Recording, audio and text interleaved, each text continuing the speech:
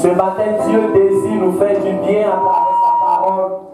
Ce matin, Dieu désire, bien-aimé, te visiter à travers sa parole. Mais tu dois être disposé, sinon tu vas rater ce que le Seigneur désire te communiquer. Ce matin, je veux que tu pries, afin que la distraction, afin que la lourdeur, afin que la paresse, afin que l'assoupissement, tout ce qui pouvait t'empêcher ce matin de saisir la parole de Dieu s'éloigne de toi. Demande au Saint-Esprit de disposer ton cœur. Prie pour que, bien-aimé, tu ne sortes pas de ce lieu sans recevoir ce que le Seigneur désire te donner. Élève la voix et prie le Seigneur. Bien-aimé, prie, parle à Dieu. Dis, Seigneur, je suis en ta présence. Je suis en ta présence. Et moi aussi, je veux être un témoin oculaire. Un témoin oculaire. Un témoin oculaire.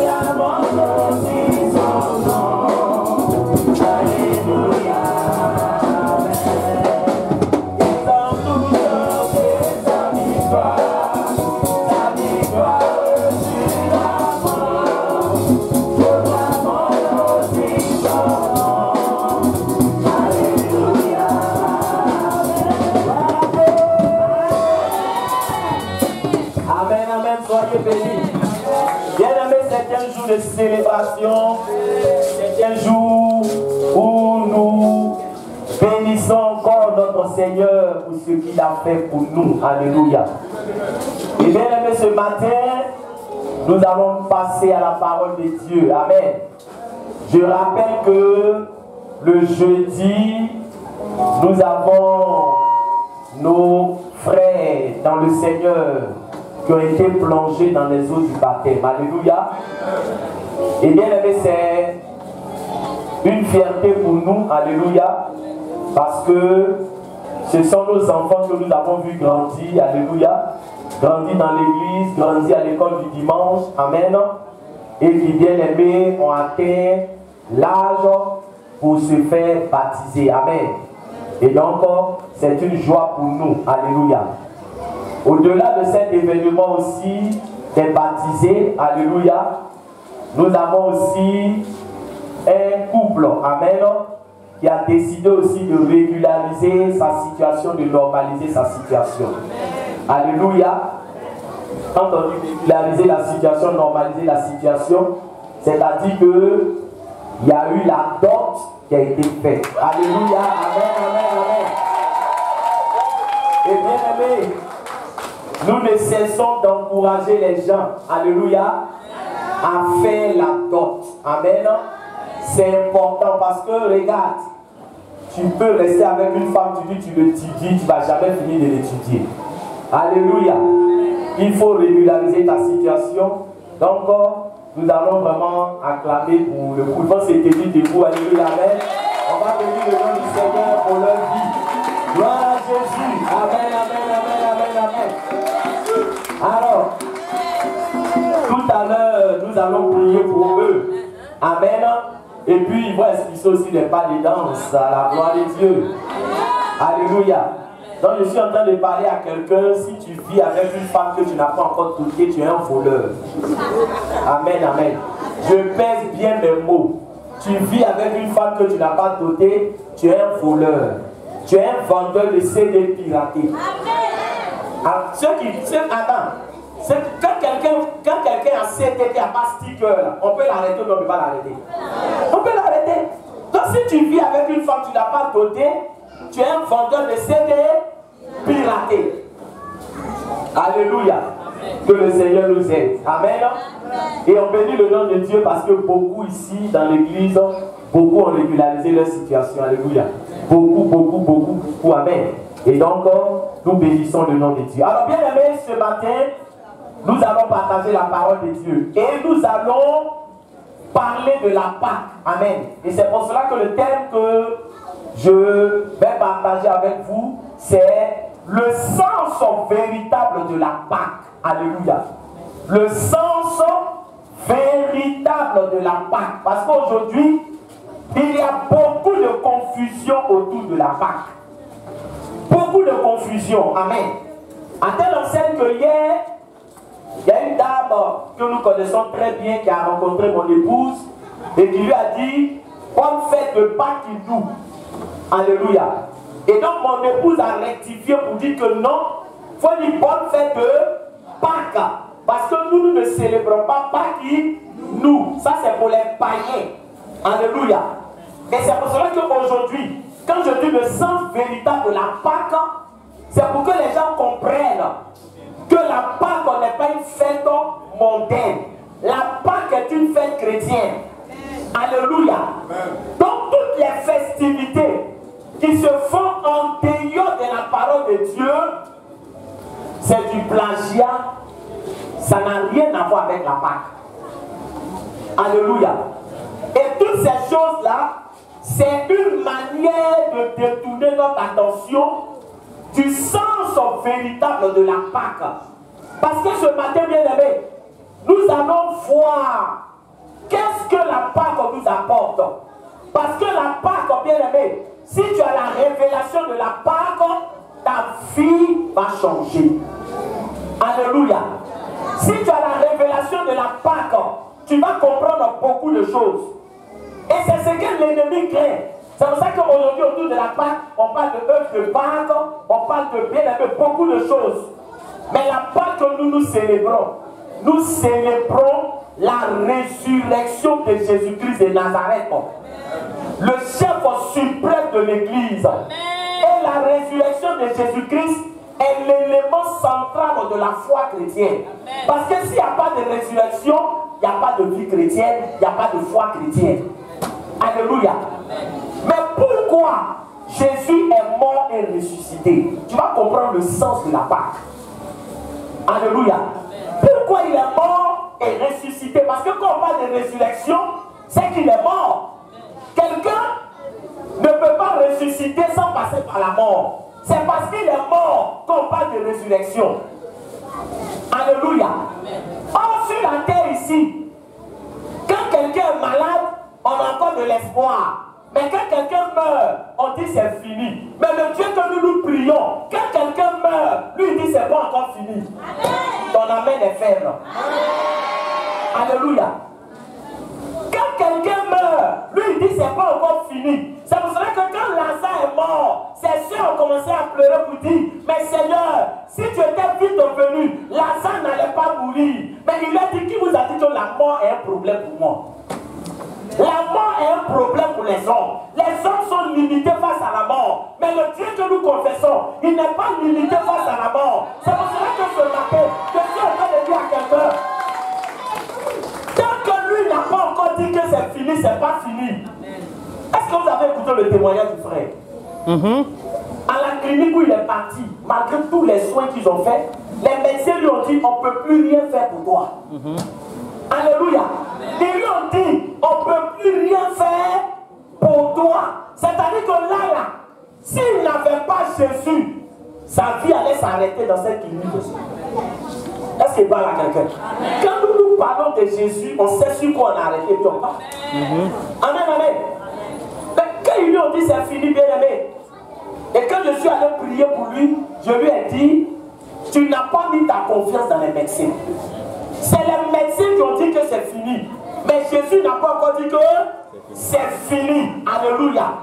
Et Jésus a démontré que là où les médecins ne pouvaient plus rien faire, parce que ce qui était dans son corps, aucun médecin, aucun chirurgien, aucun spécialiste ne pouvait détecter cela. Il fallait la main de Dieu. Il fallait la chirurgie spirituelle pour retirer. Et puis regardez, l'opération que Dieu a faite, Dieu a enlevé son âme pour retirer la main. Quel médecin qui peut faire ça? Non, Jésus, je le respecte. Question. Alléluia. C'est pour ça que quand je parle de lui, je suis fier. Quand je parle de lui, je suis à l'aise. Alléluia. Quel médecin ici qui peut faire ça? Même à la pizza, même le plus grand agrégé, lui il enlève un pour opérer, il ne peut pas. Non. Jésus lui dit, il faut t'asseoir. Tu vas voir qui je suis. Amen. Peut-être que l'homme de Dieu, il parle de moi, mais lui doit me voir en direct. Amen. Alléluia. C'est pour ça que je lui ai dit, physiquement il est fatigué parce que le corps était éprouvé. Je lui ai dit, fais tout bien donner ton témoignage le jour de la Pâque. Pour que les gens comprennent que quand on parle de Pâque là, ce n'est pas de l'amusement. Il a enlevé son âme. Et puis il a retiré la bête. Et il a pris son âme, il l'a repositionné. Alléluia. Alléluia. Bien aimé, qui peut faire ça? Quel marabout qui peut faire ça? Quel féticheur qui peut faire ça? Quel mystique qui peut faire ça? Si ce n'est pas mon Jésus, si ce n'est pas le ressuscité, si ce n'est pas le Dieu vivant. Alléluia. Et ce Dieu-là, tu peux aussi l'expérimenter. Parce que nous qui parlons de Dieu, vous savez, les pasteurs, c'est ce que je vous dis toujours.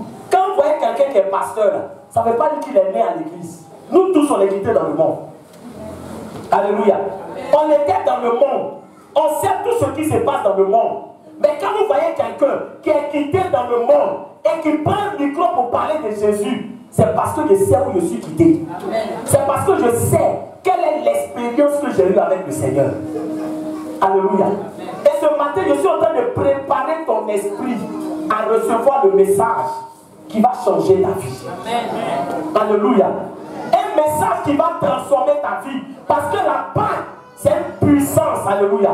Il y a une puissance, frère, qui s'est manifestée. Et il y a eu la résurrection. Je déclare ce matin que tous ceux qui étaient morts dans ta vie reviennent à la vie dans le nom de Jésus. Tous ceux qui étaient morts, regarde, là où il y avait la sécheresse, je déclare que là où on a dit dit, ici si on plante, rien ne peut pousser. Mais quand Dieu parle, où rien ne peut pousser, ça va pousser dans le nom de Jésus. Je suis en train de dire à quelqu'un, là où on avait mis des limites dans ta vie, si tu crois à la puissance de la résurrection, les barrières sont brisées, les limites sont brisées, les blocages sont brisés. Alléluia.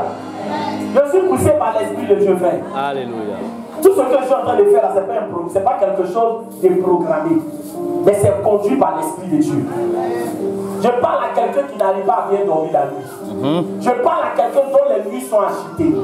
Je parle à quelqu'un dont l'âme est agressée. Je parle à quelqu'un bien aimé qui sent des menaces. Et la nuit qui sent des menaces. Je suis en train de dire que sous l'abri du Très-Haut, tu peux être en sécurité. Alléluia. Amen. Alléluia. Amen. Bien aimé, quel est le sens véritable de la Pâque? Qu'est-ce que la Pâque nous enseigne? Alléluia.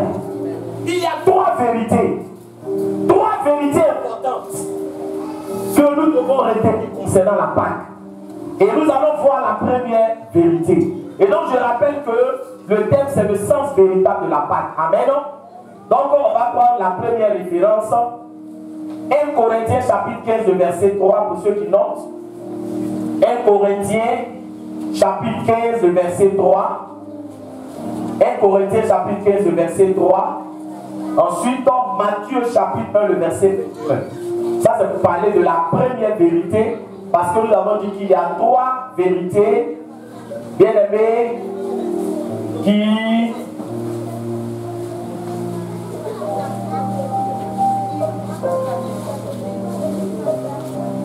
trois vérités importantes autour de la Pâque.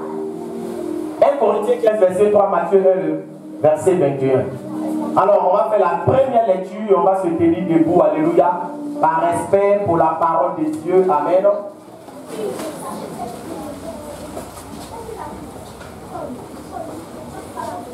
Bien, donc on va lire d'abord 1 Corinthiens chapitre 15, le verset 3. Ensuite, on va lire Matthieu chapitre 1, le verset 21. Donc 1 Corinthiens chapitre 15, le verset 3, je fais la lecture. 1 Corinthiens 15, le verset 3. Je vous ai enseigné avant tout, comme je l'avais aussi reçu, que Christ est mort pour nos péchés selon les Écritures. Je fais une seconde lecture. Je vous ai enseigné avant tout, comme je l'avais aussi reçu, que Christ est mort pour nos péchés selon les Écritures. Maintenant, Matthieu chapitre 1, le verset 21, on nous dit, elle enfantera un fils. On parle bien évidemment de Jésus. Elle enfantera un fils. Et tu lui donneras le nom de Jésus. C'est lui qui sauvera son peuple de ses péchés. Je fais encore une lecture. Elle enfantera un fils. Et tu lui donneras le nom de Jésus. C'est lui qui sauvera son peuple de ses péchés. Alléluia. On acclame la parole de Dieu. Amen, amen. Alors bien aimé, nous allons faire ressortir la première vérité. Amen.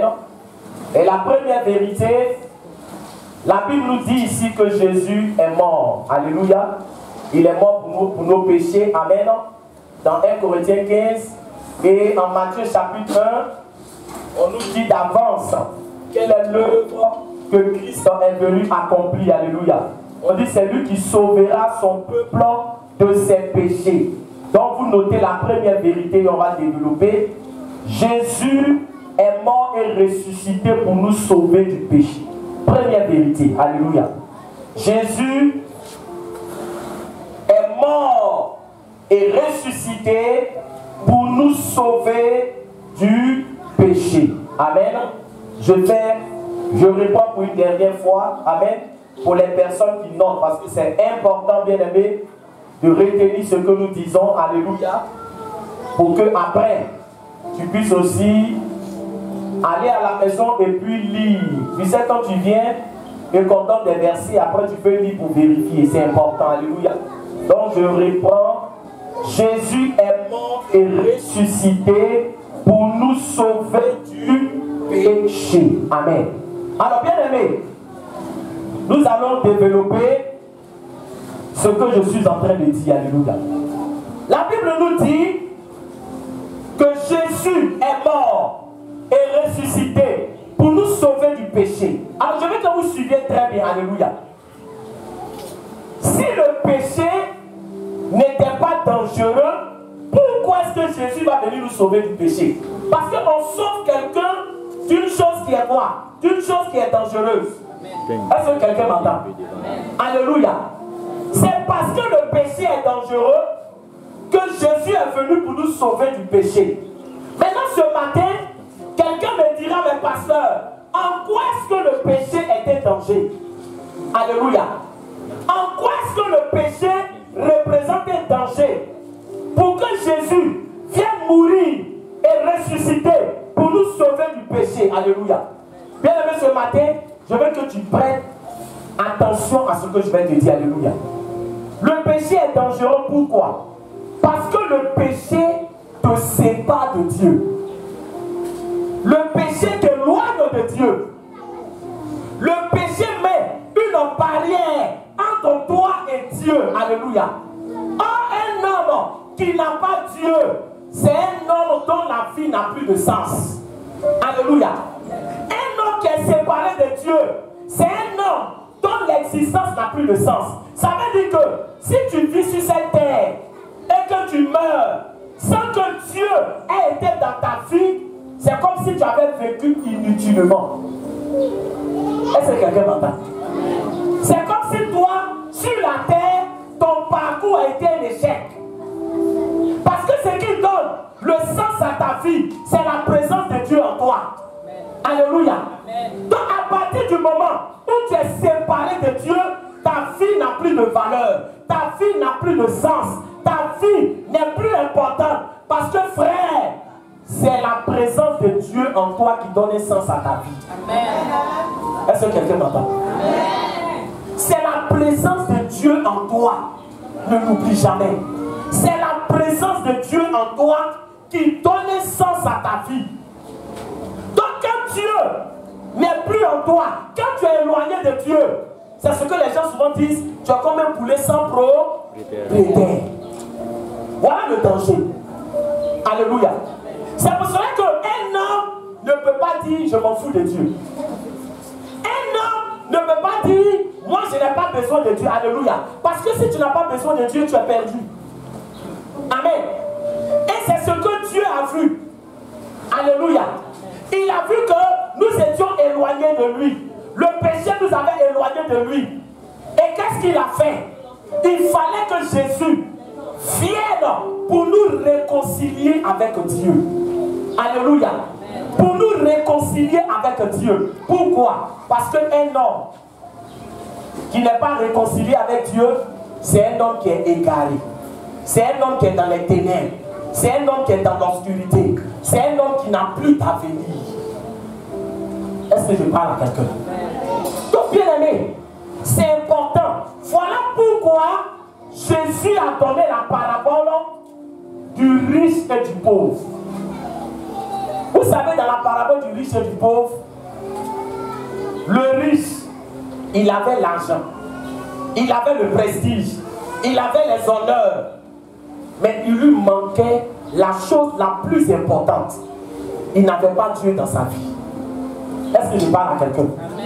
Quand il est mort, bien aimé, on a vu dans quelle position il s'est retrouvé. Je suis en train de dire à quelqu'un, ce qui donne de la valeur à ta vie, ce n'est pas ton argent, ce n'est pas tes titres, ce n'est pas ta position, mais c'est Jésus-Christ de Nazareth qui est en toi, qui te donne de la valeur.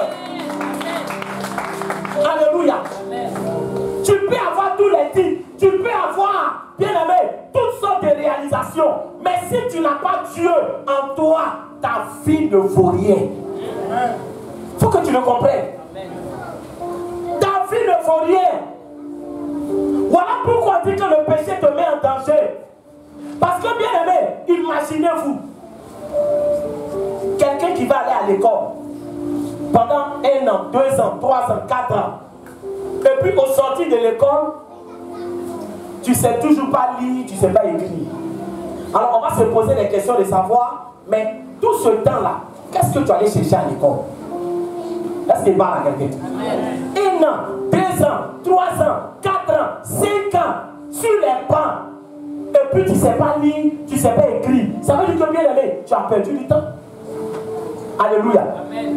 Parce que quand tu vas te présenter devant Dieu, écoute-moi très bien, quand tu vas te présenter devant Dieu, Dieu ne va pas te demander, tu as eu combien de maisons sur la terre, tu as eu combien d'argent dans ton compte, tu as réalisé quelque chose. Il va te demander, est-ce que tu as fait la paix avec Jésus? Amen. Voilà la question qu'ils vont te poser. Alléluia. Donc Jésus est venu pour nous sauver du péché, pour que nous nous rendions compte que le péché là, ça nous sépare de Dieu. Et si nous sommes séparés de Dieu, c'est que nous sommes en danger. Si nous sommes séparés de Dieu, c'est que notre vie là n'a plus de sens. Alléluia. Amen. Alléluia. Amen. Alors bien aimé, quand une chose est dangereuse, ce matin je veux qu'on parle. Quand une chose est dangereuse, est-ce qu'on doit jouer avec? Est-ce que tu es là ce matin? Est-ce que, frère, au moins tu peux me donner Amen. Amen. Alléluia. Amen. Amen, c'est pas pour toi. Alléluia. Amen. Alléluia. Amen. Quand une chose est dangereuse, est-ce qu'on joue avec? Non. Alléluia. Quand une chose est dangereuse, on ne joue pas avec. Parce qu'aujourd'hui, bien aimé, qu'est-ce que les gens disent? Les gens disent non, vraiment, avec l'histoire du péché là, quand on parle du péché à l'église, vraiment ça effraie les gens. Quand on parle du péché à l'église, les gens ont peur. Quand on parle du péché, ça fait que les gens ne vont pas vouloir venir. Alléluia. Alléluia. Mais bien aimé, je vais vous poser une question très simple. Est-ce qu'un père de famille qui a son enfant qu'il aime, il va dire à son enfant, s'il voit une vipère, mon enfant, tu peux aller jouer avec la vipère là-haut. Ça ne fait rien, tu peux dormir avec ça. Amen. Amen. Tu peux dormir avec ça, tu peux mettre ça sur ton cou, tu peux vraiment faire tout ce que tu as envie de faire. Et puis les gens vont lui dire, mais pourquoi tu dis à ton enfant de jouer à la vipère? Non, tu sais, je veux que mon enfant soit un garçon. Alléluia. Parce que si je lui dis que la vipère est dangereuse, mon enfant serait un enfant flequé. Je veux que mon enfant soit un garçon. Je ne veux pas que mon enfant soit un peureux. Non. Tu es en train d'exposer la vie de ton enfant. Est-ce que je parle à quelqu'un? Est-ce que je parle à quelqu'un? Tu es en train d'exposer la vie de ton enfant. Parce qu'un homme normal ne dira jamais à son enfant, va jouer avec une vipère. Parce que la vipère, c'est un serpent très venimeux. Est-ce que je parle à quelqu'un? Si une vipère rentre ici tout de suite, qui va dire à son ami, il faut courir? Non, dites-moi alléluia. Qui va attendre paix pour dire non, ah, le pasteur n'a pas encore donné qu'à courir. Hein. Vous allez attendre d'abord. Vous allez attendre mon feu vert. Mais vous allez faire quoi? Mais pourquoi vous allez courir? Alléluia. Alléluia. Si un mouton rentre ici, est-ce que vous allez courir comme vipère? Entre mouton et puis vipère, là, qui est en forme? Un mouton. Alléluia. Je vais te donner une révélation matin. Entre mouton et puis vipère, qui est en forme? Mais quand tu te promets, tu vois un mouton, est-ce que tu fuis? Non. Mais pourquoi vipère, c'est comment? C'est petit là. Pourquoi tu as peur de la vipère? C'est parce qu'il y a un élément qui est dans la vipère là qui fait peur. Sinon, ce n'est pas la vipère là elle-même. Mais qu'est-ce qui fait peur? C'est le venin qui est dans la vipère. Un venin de vipère là, ce n'est pas sur la vipère. Est-ce que je parle à quelqu'un? Venin de vipère là, quand tu regardes la vipère, tu ne vois pas son venin. Parce que son venin se trouve où ça? À l'intérieur. Est-ce qu'on peut pousser la révélation? Alléluia. Donc quand tu vois vipère là, tu ne vois pas le venin. Alléluia. Le venin à l'intérieur. C'est le venin là qui fait peur. Alléluia. Donc le péché là, quand tu regardes le péché n'effraie pas. Est-ce que quelqu'un m'entend ce matin? Écoutez-moi très bien. Est-ce que le péché fait peur quand on regarde? Péché ne fait pas peur. Péché même ne fait pas peur. Alléluia. Mais c'est le résultat des péchés, là, c'est ce qui est dangereux. Est-ce que quelqu'un m'entend? Donc tu ne peux pas dire à ton enfant de jouer avec une vipère. Parce que tu sais que la vipère est dangereuse. Il en est de même. C'est pour cela que la Bible déclare que les insensés se font un jeu du péché. Alléluia. Pourquoi? Parce qu'ils n'ont pas la révélation de ce que le péché peut produire dans leur vie. En Exode 32, le verset 23, la Bible dit quoi? La Bible dit que ton péché t'atteindra. Alléluia. Vous voulez que je vous dise pourquoi est-ce que le péché ne fait pas peur? Parce que quand tu pêches, les effets ne sont pas immédiats. Est-ce que quelqu'un m'entend? Quand tu pêches, les effets ne sont pas quoi? Immédiats. C'est comme la morsure de la vipère. Quand une vipère te pique là, c'est pas sur le sang que les symptômes apparaissent. Quand une vipère te pique, les symptômes apparaissent une demi-heure. C'est-à-dire qu'à partir d'une demi-heure ou quelques heures, c'est là que les symptômes se manifestent. Alléluia. Donc, bien aimé, je suis en train de dire à quelqu'un, si toi tu penses que tu peux vivre une vie de péché et que tu vas t'en sortir sans des dégâts, laisse-moi te dire que le péché fait énormément de dégâts dans la vie. Là où je suis, j'ai vu comment le péché a détruit certains de mes amis. Quand j'étais dans le monde et que Dieu s'est révélé à moi, il y a certains de mes amis à qui je disais, mon frère, certains se moquaient de moi. Certains riaient de moi. Certains m'ont dit, non, toi, c'est pas que tu es fatigué maintenant du monde que tu t'es donné à Jésus. Nous, on n'est pas encore fatigués. Alléluia. Mais j'ai vu comment le péché a détruit beaucoup de mes amis. J'ai vu la fin tragique de certains de mes amis.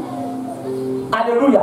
J'ai vu certains de mes amis qui avaient un bel avenir devant eux, mais qui sont morts jeunes. Certains sont morts sans maladie. Alléluia. Il y a un, on m'a dit, il regardait la télévision. Et puis c'est devant la télévision, il est mort. Sans maladie. Bien aimé, ce matin, je suis venu te dire une chose très importante. Il y a quelqu'un qui a payé le prix pour te sauver du péché. Il y a quelqu'un qui a payé le prix pour changer ta vie. Il y a quelqu'un qui a payé le prix pour te donner les armes nécessaires pour résister au péché. C'est Jésus-Christ de Nazareth. Il a fait par la vie pour toi. Alléluia. Il a fait par amour. Bien aimé, c'est important. Judas, qui était auprès de Jésus, on nous dit que c'est lui qui gérait la caisse de l'église. Mais Judas, il a fait 3 ans. 3 ans. Pendant 3 ans, il volait l'argent où?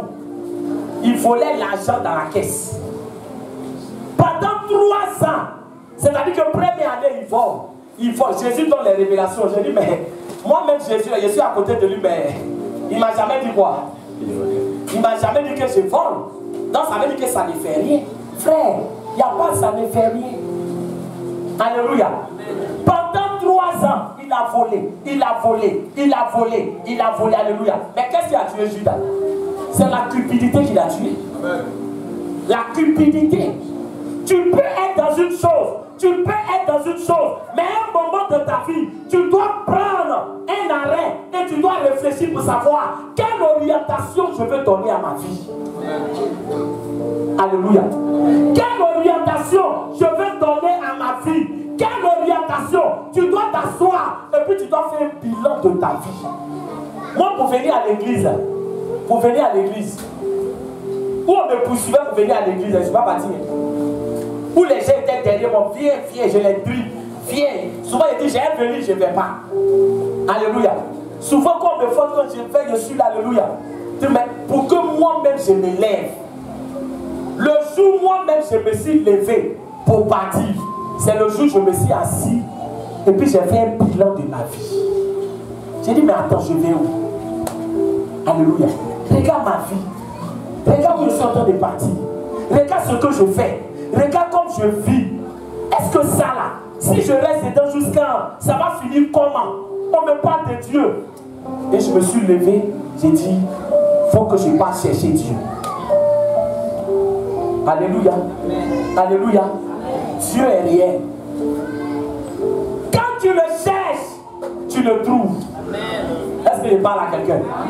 Quand tu le cherches, tu le trouves. Parce que moi, dans ma vie, il y a des choses que je ne pensais pas que j'allais pouvoir laisser. Il y a des choses que je ne pensais pas que j'allais pouvoir abandonner. Il y a des choses que je ne pensais pas que j'allais pouvoir faire. Mais quand j'ai dit à Dieu, Seigneur, aide-moi, délivre-moi de ces choses, par la puissance de l'Esprit de Dieu, ce Seigneur m'a changé. Amen. Alléluia. Donc Jésus ne vient pas seulement pour te sauver du péché, mais il vient pour te sauver du péché et il vient pour te donner les armes nécessaires pour ne plus que le péché ait le pouvoir sur toi. Est-ce que je parle à quelqu'un? Alléluia. Amen. Donc Jésus est mort, ressuscité pour nous sauver du péché. Et il l'a fait par amour pour nous, parce qu'il nous aime. Parce qu'il nous aime. Aucun de tes amis ne va donner sa vie pour toi. Est-ce qu'il parle à quelqu'un? Aucune personne ne va donner sa vie pour toi. Lui, il a donné sa vie pour toi, pour te libérer, pour te sauver du péché. Et donc, je suis en train de dire à quelqu'un bien aimé, si réellement tu veux être libéré, affranchi, parce que la Bible déclare que vous connaîtrez la vérité et la vérité vous affranchira. Le rôle de l'église, c'est de dire la vérité. Amen. Alléluia. C'est de dire la vérité. C'est de prêcher la vérité. Jésus a prêché la repentance. Jean-Baptiste a prêché la repentance. Les apôtres ont prêché la repentance. On se répand par rapport à quoi? Par rapport au péché. Alléluia. Donc bien aimé, on ne peut pas dire dans une église, on ne doit plus parler du péché. Mais si on ne parle plus du péché, c'est que c'est plus l'église. Alléluia. Amen. Alléluia. Amen. Donc premièrement, Jésus est venu pour faire quoi? Pour ceux qui me suivent, ceux qui sont avec moi, il est venu pour faire quoi? Il est venu pour nous sauver du péché. Alléluia. Et je tiens, bien aimé, à rappeler quelque chose de très important. Aujourd'hui, on est obligé d'en parler. Pourquoi? Parce qu'il y a beaucoup de doctrines qui circulent. Beaucoup de doctrines circulent pour égarer les gens. Alléluia. Où on dit aux gens, non, Jésus a payé le prix du péché, donc ça veut dire que maintenant il n'y a plus quoi? Il n'y a plus péché. Ça, c'est les gracistes. Faites très attention. Alléluia. Parce qu'en 2 Timothée chapitre verset 19, après la résurrection de Jésus, l'apôtre Paul va dire à son fils spirituel Timothée que celui qui prononce le nom du Seigneur s'éloigne du mal. Alléluia. Alléluia. Donc si Jésus a réglé le problème et que maintenant on ne doit plus s'éloigner du péché, pourquoi l'apôtre Paul va dire à son fils spirituel, éloigne-toi du péché? Bien aimés, faisons très attention. Nous sommes à la fin des derniers temps. Il y a beaucoup d'évangiles qui circulent. Vous savez, les gens aiment entendre ce qui les arrange. Alléluia. Mais je suis venu dire à quelqu'un que l'évangile là, c'est pas pour remplir l'église, c'est pour envoyer les gens au ciel. Amen. Est-ce qu'il parle à quelqu'un? L'évangile là, c'est pas pour remplir l'église.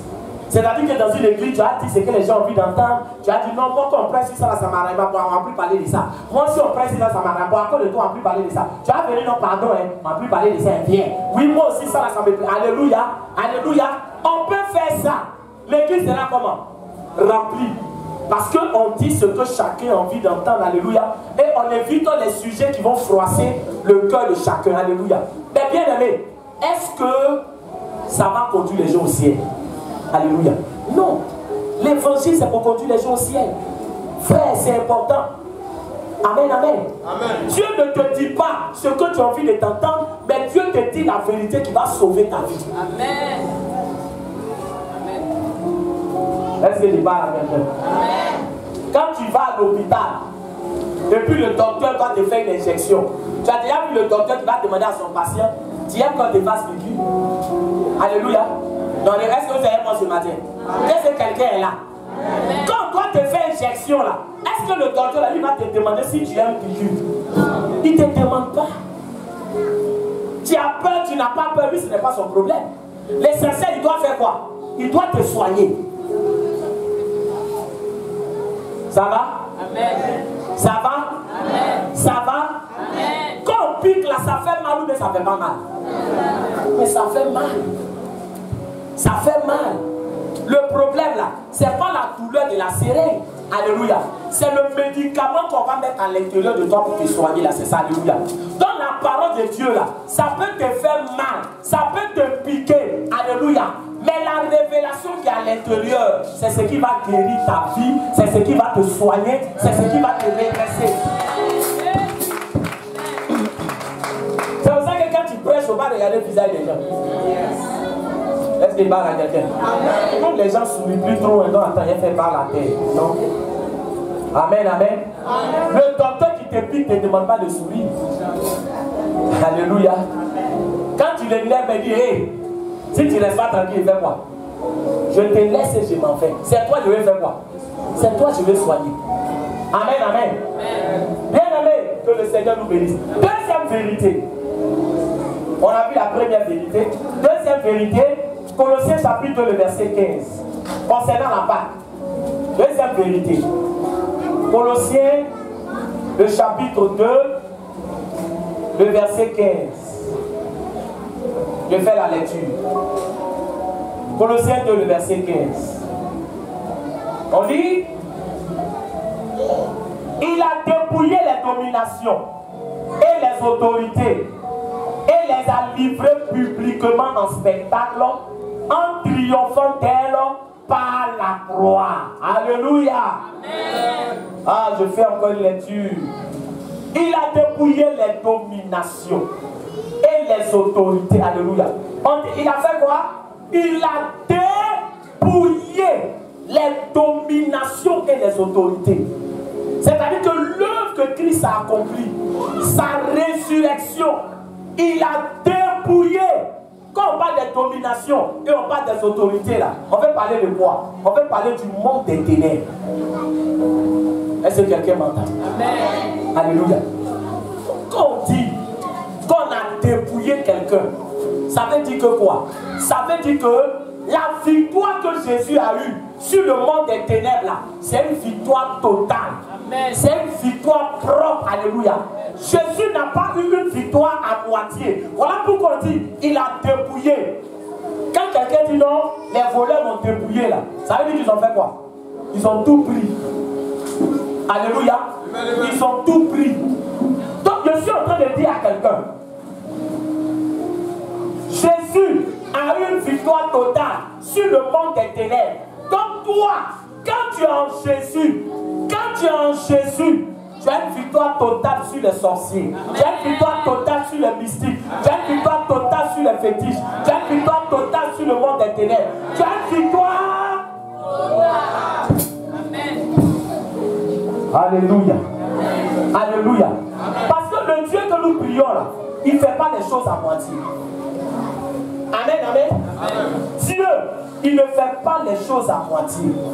Jésus, quand il fait quelque chose dans ta vie, là, il ne commence pas pour s'arrêter. Il ne fait pas les choses à moitié. Donc si Jésus a eu la victoire totale sur le monde des ténèbres, ça veut dire que là où tu peux avoir la sécurité, là, c'est en Jésus-Christ de Nazareth. Amen. Là où tu peux avoir la sécurité, c'est en Jésus. Voilà pourquoi la Bible déclare que celui qui demeure sous l'abri du Très-Haut repose à l'ombre du Tout-Puissant. Alléluia. Alléluia. Bien aimé, ce matin, tu reposes sous l'abri de Très-Haut. Jésus. Alléluia. À qui est-ce que tu as confié ta vie? Quelqu'un qu'on ne peut pas frapper. Quelqu'un qu'on ne peut pas battre, quelqu'un qui ne connaît pas la défaite, quelqu'un qui ne connaît pas l'échec, quelqu'un qui a vaincu, qui a triomphé en tout temps, dans le ciel, sur la terre, sous la terre, il est vainqueur. Si tu lui donnes ta vie, tu es en paix. Amen. Alléluia. Amen. Pas ton grand frère qui te protège. Le jour où quelqu'un peut le frapper, tu n'es plus en sécurité. Alléluia. Vous-même, vous savez ici, il y a une expression qui dit, derrière le village, il y a un village. Ça veut dire que toi, homme là, tu vas toujours avoir quelqu'un pour faire quoi? Pour te calmer. Mais Jésus là, qui peut le calmer? Voilà le problème. Et voilà ce qui nous donne la sécurité. Qui peut le battre? C'est pour cela que la Bible déclare que si l'Éternel est pour moi, qui sera contre moi? Alléluia. Amen. Il a vaincu. Et il te dit, viens à côté de moi, tu auras la sécurité. Parce que j'ai triomphé, parce que j'ai vaincu, parce que j'ai eu la victoire. Alléluia. Donc Jésus est vainqueur. Et si Jésus est vainqueur, et que toi tu marches avec Jésus, tout ce que Dieu a préparé pour toi, le plan de Dieu s'accomplira dans sa totalité. Amen. Oh frère, tu dis pas Amen. Alléluia. Regarde, le monde dans lequel nous sommes là, c'est un monde qui est très dangereux. Où tu es là, tu ne sais pas qui t'aime. Quelqu'un peut rire à toi, tu ne sais pas si c'est ton ennemi. Alléluia. Alléluia. Quelqu'un peut dormir avec toi. Regardez, Judas. Judas, il a mangé avec Jésus. Judas, il a dormi avec Jésus. Alléluia. Toi, tu te fies à ce que tes yeux voient. Mais parmi ceux avec qui tu marches, est-ce que tu sais qui est ton ennemi? Voilà le problème. Pendant que toi, tu es là, dans le monde des ténèbres, est-ce que tu sais quel est le plan qu'ils sont en train d'établir sur ta vie? Est-ce que tu sais quel est le projet qu'ils sont en train de faire sur ta vie? Voilà. Amen. Mais je suis en train de dire à quelqu'un, quand tu es en Jésus, même si les réunions de ta famille font, même si les sorciers de ta famille, ils font réunion là, est-ce que toi ça te dérange? Non, tu ne réponds pas bien. Alléluia. Alléluia. Quand tu es en Jésus, si le chien du quartier fait ouh, alléluia. Alléluia. Est-ce que toi ça te concerne? Amen, amen. Amen, amen. Il y a des gens qui sont troublés. Pourquoi? Parce qu'ils n'ont pas la paix que Jésus leur donne. Ils n'ont pas la paix que Jésus leur donne. Alléluia. Bien-aimé, qui contrôle ta vie, qui est au commande de ta vie. Alléluia. Je vais te dire une chose. Il y a des gens qui disent non, moi ma vie je gère, moi je gère, moi je gère. Si ce n'est pas Jésus qui gère, tu ne gères rien. Alléluia. Si ce n'est pas Jésus qui gère, tu ne gères rien. Parce que regarde, il y a deux choses. Soit c'est Jésus qui gère ta vie, soit c'est le diable qui fait quoi? Qui gère ta vie. Mais un homme ne peut pas dire, moi-même je suis au contrôle. Tu es au contrôle de quoi? Tu vois quoi? Et puis tu vas contrôler quoi? Alléluia. Amen. Remets ta vie à celui qui peut sécuriser ta personne. Amen. Remets ta vie à celui qui peut te garder. Parce qu'il a dominé, il a été vainqueur. Je suis en train de dire à quelqu'un, si tu as donné ta vie à Jésus, tous tes ennemis qui se sont levés contre toi, frère, tu auras la victoire. Amen. Alléluia. Alléluia. Amen. Alléluia. Amen. Donc la deuxième vérité, Christ est mort et ressuscité pour nous donner la victoire sur le monde des ténèbres. Alléluia. Amen. Christ est mort et ressuscité pour nous donner la victoire sur le monde des ténèbres. Alléluia. Bien-aimés, en Jésus nous avons la sécurité. En Jésus nous avons la paix. En Jésus nous avons la tranquillité. En Jésus nous avons la stabilité.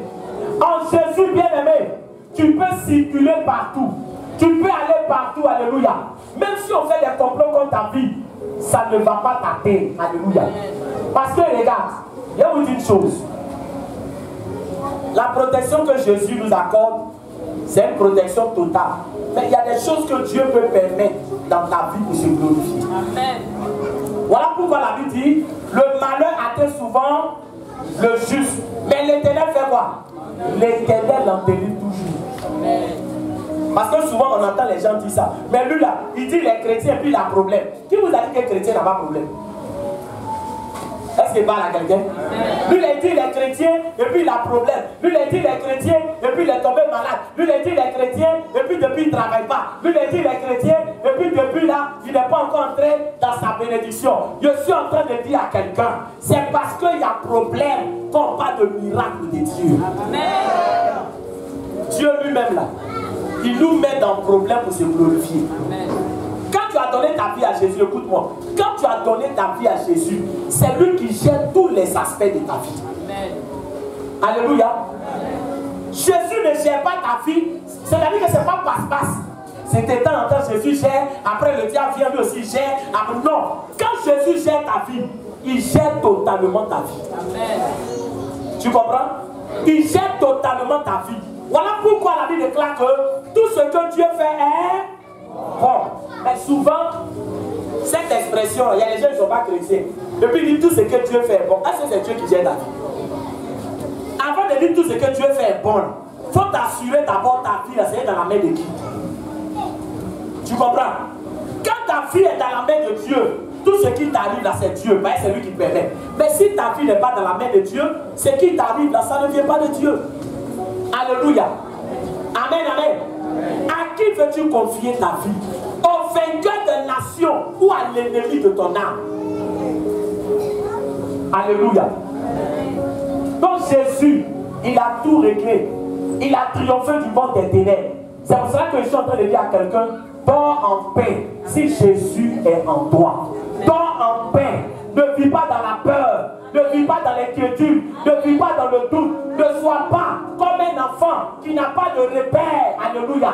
À la croix, il a triomphé du monde des ténèbres. Est-ce que je parle à quelqu'un? Est-ce que je parle à quelqu'un? Donc quand tu es en Jésus là, est-ce que tu as besoin encore d'une autre protection? J'espère que tu n'as pas des canaris en bas de ton lit là-bas. Il y a des gens qui viennent à l'église, mais malgré cela, ils ont des bagues bizarres. Ils ont des canaris bizarres. Alléluia. Amen, amen. Amen, amen. La grâce de Dieu te suffit. La grâce de Dieu te suffit. Amen. Est-ce que je parle à quelqu'un? C'est laquelle vérité? Troisièmement et dernière vérité. Alléluia. 1 Corinthiens chapitre 15 verset 19. 1 Corinthiens chapitre 15 verset 19.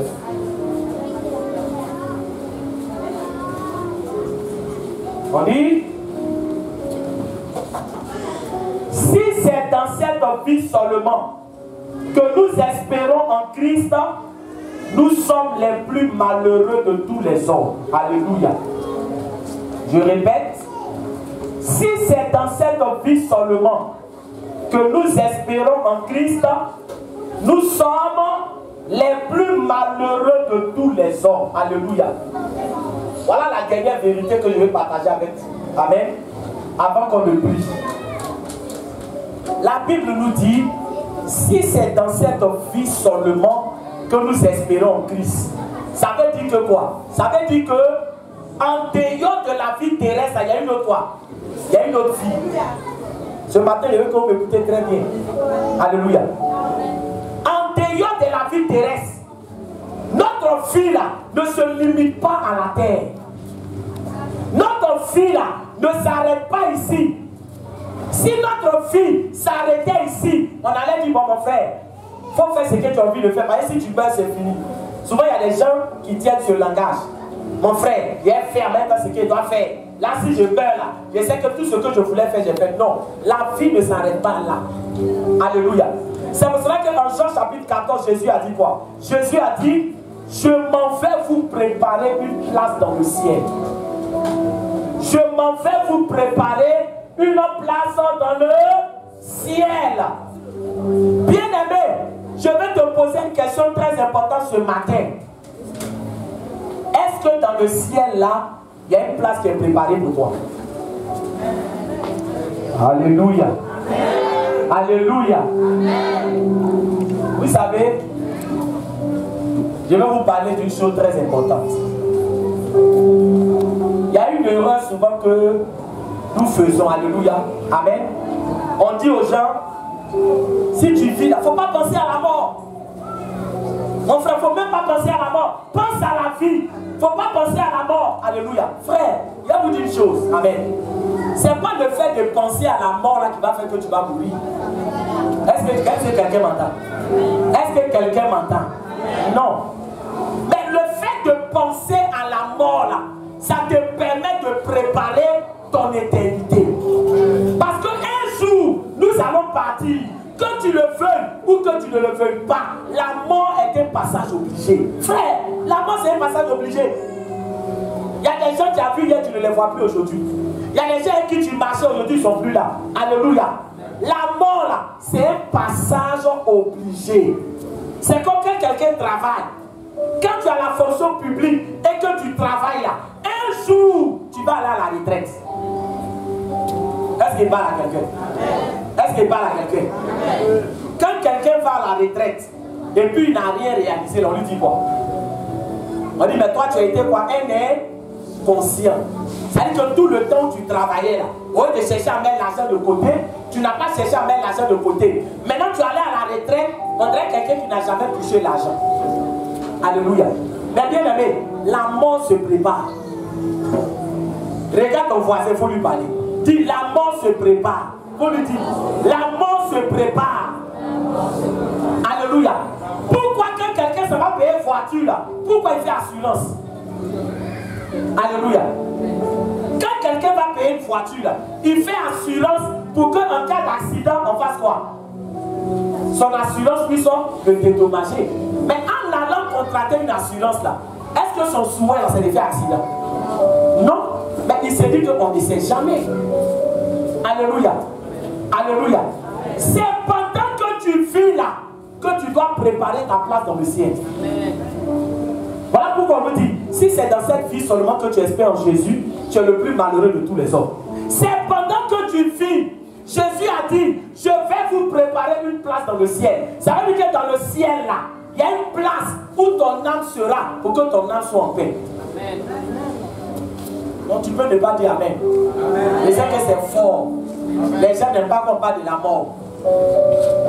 Est-ce qu'il parle à quelqu'un? Est-ce qu'il parle à quelqu'un? Regarde, je te dis quelque chose. Quand quelqu'un meurt, même les gens qui ne sont pas chrétiens disent quoi? Que ton âme repose en paix. Repose en paix. Même ceux qui ne vont pas à l'église. Mais pourquoi on dit que ton âme repose en paix? Parce que l'âme ne fait pas quoi? L'âme ne meurt pas. Or, ton âme là, pour que ton âme repose en paix, il faut que ton âme soit à la place que Jésus a réservée pour elle. Alléluia. Donc Jésus a dit, je vais vous préparer une place. Donc nous chrétiens là, quand on accepte Jésus, on garantit notre avenir sur la terre, mais on garantit aussi notre avenir dans le ciel. Alléluia. Alléluia. Alléluia.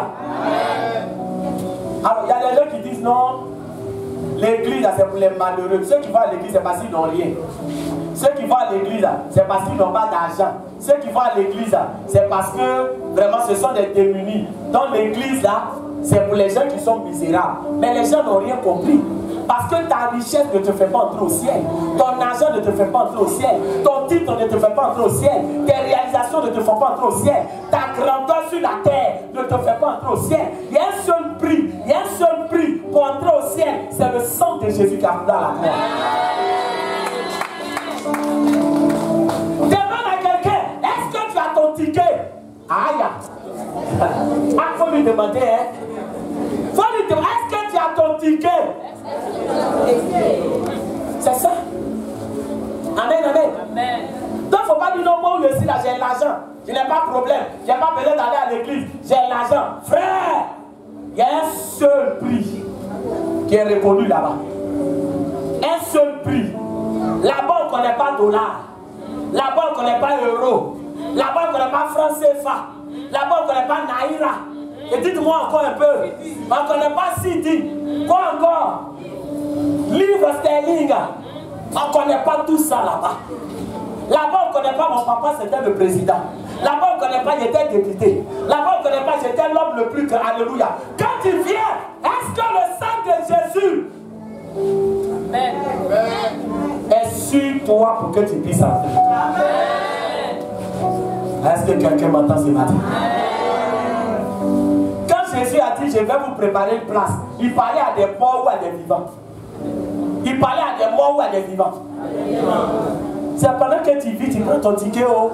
Dis à quelqu'un. Dis, c'est pendant que tu vis, tu prends ton ticket. Il faut lui dire. Alléluia. Tu as déjà vu un cadavre qui peut aller payer, prendre un ticket à la gare? On dit moi. J'ai déjà vu quelqu'un, il est mort, il se lève comme ça. À la mort, il se lève et puis ça va. Vous dites, donne mon ticket. Tu as déjà vu? Alléluia. Alléluia. Alléluia. Quand tu meurs, là, qui décide de ce que tu vas porter? C'est les autres. Quand tu meurs là, c'est les autres maintenant qui décident pour toi. Ce que tu vas porter, même à plus que tu n'aimais pas, on va mettre. Souvent, il y a d'autres qui veulent faire tes jupes. Oui, là, salaud là. Parle maintenant. Pareil, tu ne peux plus faire quelque chose. Est-ce que quelqu'un m'entend? Est-ce que quelqu'un m'entend? Donc, si c'est dans cette vie, frère, seulement que toi, tu espères en Jésus. Bah, il y a des gens qui disent non, moi je ne suis pas malade, je n'ai pas besoin de Jésus. Moi je n'ai pas besoin, je n'ai pas besoin de Jésus. Si bien même, il ne voit pas sur la tête quelqu'un qui n'a pas de problème. Mais tu peux trouver toutes sortes d'excuses. Mais bien aimé, là-bas, c'est lui seul qui sera notre avocat. On n'aura pas deux avocats. Il dit il va nous préparer une place. Et bien aimé, moi, je veux que dans le ciel là-bas, j'ai une place. Alléluia. Je suis sur la terre, mais je pense au ciel. Je n'ai pas dit que si tu es sur la terre, là, ne cherche pas à faire quelque chose. Mais il y a des gens qui sont sur la terre. Ils disent qu'ils n'ont pas le temps pour Dieu. Non, c'est-à-dire que je suis occupé. Non, je me cherche, je me cherche, je me cherche. On ne va pas t'enterrer avec ta maison. On ne va pas t'enterrer avec ton argent. On ne va pas t'enterrer avec tes titres. Alléluia. Cherche celui qui peut te faire entrer au ciel. Amen. Alléluia. Amen. Jésus est mort pour le salut de notre âme. Alléluia. Amen. Et sur la terre, je suis en train d'aller à la conclusion. Sur la terre, les gens ont fait quoi? Les gens ont emmené les hommes à plus s'intéresser à leur corps qu'à quoi? Qu'à leur âme. Alléluia. Or, un homme, quand on veut donner la définition de l'homme, on ne commence pas d'abord par le corps. Vous savez ça? Amen. Quand on veut donner la définition de l'homme, le corps, là, ça vient en dernière position. Parce qu'un homme, c'est un esprit ayant une âme habitant dans un corps. Voilà la définition de l'homme. Tu comprends? Un homme, c'est un esprit. Ça veut dire que quand quelqu'un dit toi là, tu ne me connais pas, je suis esprit, hein, il n'a rien dit. Tout le monde est esprit. Est-ce que parle à quelqu'un? Souvent, il y a des gens qui prennent ça pour vous influencer. Dis-toi là. Moi, je suis esprit. Hein. Tout le monde est esprit. C'est vrai qu'il y a quelqu'un qui veut dire, hey, moi j'ai né. Hein. Dans tout le monde a né. Tu n'as rien dit. Alléluia. Donc l'homme était quoi? L'homme était un esprit. Donc dis à quelqu'un, tu es un esprit. Alléluia. Tu es un esprit, frère. L'homme est un esprit.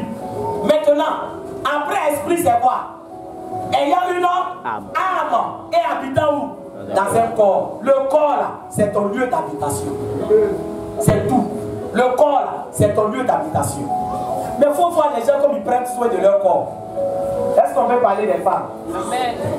Alléluia. Est-ce qu'il n'y a pas des garçons? Si façon femme prend soin de son corps, elle prenait soin comme ça de sa vie de prière, on aurait des femmes spirituelles. Amen. D'abord la pommade, ça a tué. On met de côté. Elle va se pommader. Après elle va faire quoi?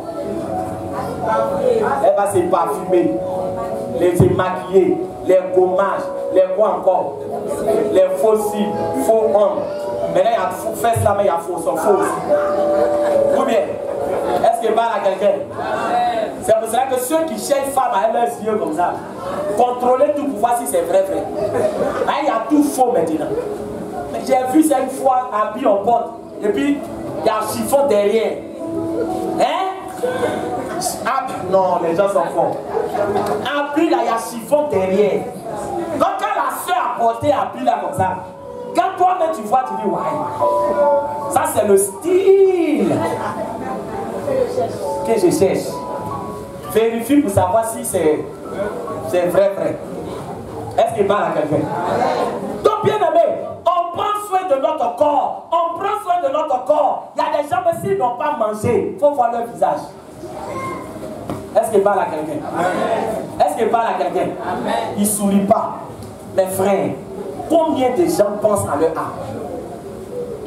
Matin, tu as mangé. Tu manges matin, tu manges à midi. Tu te laves matin, tu te laves le soir. Mais ton âme, beaucoup ne se soucient pas de leur âme. Beaucoup ne pensent pas à leur âme. Parce que l'homme là, qu'est-ce qu'on a mis dans sa tête? On a mis dans sa tête que c'est quand il meurt maintenant qu'on parle de quoi? Qu'on parle de son âme. Non. C'est pendant que tu vis là que tu prends soin de ton âme. De toute façon, ton corps mange, ton âme mange. De toute façon, ton corps boit l'eau, ton âme aussi boit l'eau. La nourriture de l'âme, c'est la parole de Dieu. La nourriture de l'âme, c'est l'adoration. La nourriture de l'âme, c'est la présence de Dieu. Alléluia. Donc, il y a des gens ici, ils sont bien partis, mais leur âme est comment? Crainqualée et chétive. Tu comprends? Alléluia. Alléluia. Or, le sorcier, là, c'est quoi il cherche à attraper? C'est ton âme qui cherche à attraper. Parce que c'est l'âme qui te fait toi. Amen. Sinon, la nuit, quand tu dors, et puis tu dis, je dormais, je jouais ballon. Tu es couché, comment tu peux jouer ballon? Est-ce que quelqu'un m'entend? Comment tu es couché, et puis tu fais quoi? Tu joues ballon. Tu étais couché, mais qui jouait ballon là? C'est ton âme. Or, ton âme là, tu as mis ça en dernière position dans tes priorités. Alléluia. Alléluia. Mais quand tu viens en Jésus, tu te rends compte que maintenant, la première des priorités, ce n'est pas ton corps, mais c'est ton âme. Amen. Et celui qui donne le salut de l'âme, c'est Jésus-Christ de Nazareth. Amen. Alléluia. Amen. Alors, je pars à la conclusion. On va conclure. Alléluia. 1. Jésus est mort pourquoi? Pour nous sauver de quoi? Il est mort pour nous sauver du péché. Et la solution du péché là, c'est le Saint-Esprit qui nous a été donné. Le rôle du Saint-Esprit, c'est faire quoi? Le rôle du Saint-Esprit, c'est de nous donner la force de résister au péché. Voilà le rôle du Saint-Esprit. Donc un homme ici ne peut pas changer par lui-même. Donc quand quelqu'un veut changer, alléluia. Est-ce que quelqu'un m'entend? Est-ce que quelqu'un est avec moi? Amen. Alléluia. Amen. Alléluia. Amen. Jésus nous a envoyé le Saint-Esprit. Donc je suis en train de dire à quelqu'un, quand tu veux changer, tu dis seulement Saint-Esprit, je veux changer. Je ne veux plus que le péché domine sur ma vie. Je ne veux plus que le péché règne sur ma vie. Je regrette. Voilà la vie que je mène. C'est ce qu'on appelle repentance. Saint-Esprit, entre dans ma vie et fais quoi? Change-moi. Change-moi. C'est tout. Est-ce qu'il parle à quelqu'un? Sinon quelqu'un ne peut pas dire non. Moi si je veux là, si je veux changer, il a changé. Tu te trompes. Si toi tu veux changer, par toi-même tu ne pourras jamais changer. Voilà ce qui fatigue les gens. Demande l'aide de Dieu. Est-ce qu'il parle à quelqu'un? Une fois il y a certains de mes amis, il y a un de mes amis qui m'a vu, et comme il le connaissait dans le temps, il m'a dit, mais toi là tu es fort. Comment tu as fait puis tu as changé comme ça? Alléluia. Il dit, c'est pas moi, c'est Dieu qui est fort. Alléluia. Alléluia. Parmi nous tous qui sommes ici, si quelqu'un veut changer, le Seigneur a dit, vous me chercherez et vous me trouverez si vous me cherchez de tout votre cœur. Si dans ton cœur, Dieu voit que tu veux changer, le Saint-Esprit va venir faire quoi? Le Saint-Esprit va venir opérer le changement dans ta vie. Alléluia. Opérer le changement. Frère, et ça, Dieu est capable de le faire. Amen. Amen. Je me rappelle quand j'étais au lycée garçon, amen, au lycée garçon de Merville, on avait un ami, lui il venait même un couteau à l'école. Quand il vient un couteau là, il nous agresse. Amen. Vraiment, il était un bandit. Alléluia. Et puis après, on l'a renvoyé de l'école. Et un jour, en ce moment, il n'était pas encore converti. Et un jour, il y a une de mes tantes à la maison, elle dit non, pardonnez au Dieu, les gens doivent venir prier, pardonnez, restez, je ne voulais même pas. Il dit, mais vraiment, je dois dire pardonner, restez. Donc j'étais là malgré moi-même.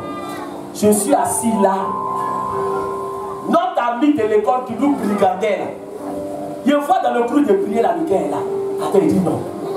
Peut-être que les gens font quoi? Les gens se ressemblent. Alléluia. Fidèle le connaît très bien. On avait un petit surnom qu'on lui donnait. Il nous brigandait. Tout ce jour-là, tout ce que les gens faisaient là, moi c'est lui le regardait. Il dit attends, lui là. Peut-être que comme moi aussi, ils l'ont pris comme ça pour venir. Lui là. Donc j'étais là. Et puis je vois, ils sont en train de faire adoration. Je vois le gars là, en train d'adorer le Seigneur. Je dis non, alléluia, mais j'étais dépassé. Quand prière est finie, là, je me suis approché de lui et me dit, Dieu, qu'est-ce qui s'est passé? Comment tu as fait, alléluia, mes frères, je ne pouvais pas savoir que Dieu était capable de transformer comme ça quelqu'un. Donc il n'y a pas quelqu'un ici que Dieu ne peut pas transformer. Amen. Deuxièmement, Jésus est mort pour nous donner la victoire sur le monde ténèbres. Quand en Jésus, tu as la domination sur le monde des ténèbres. Alléluia. Alléluia. Et troisièmement, Jésus est mort pour nous préparer une place où? Au ciel. Que le Seigneur nous bénisse. On peut acclamer le Seigneur. Jésus-Christ de Nazareth.